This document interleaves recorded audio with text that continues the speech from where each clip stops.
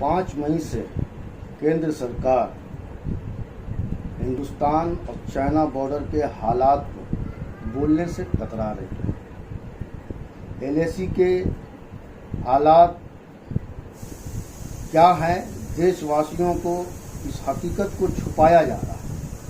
2 दिन पहले हमारे 20 जवान शहीद हो गए, जिसमें वेस्ट बंगाल से राजेश ओरान भी शामिल थे। इस दुख की घड़ी पे हम सब इन बहादुर सैनिक के परिवारों के साथ खड़े हैं।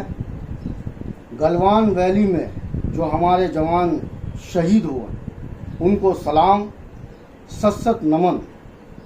चाइना हमारी ज़मीन हड़प रहा है। प्रधानमंत्री नरेंद्र मोदी जी, आप चुप क्यों हैं? छुपकर क्यों बैठ गए?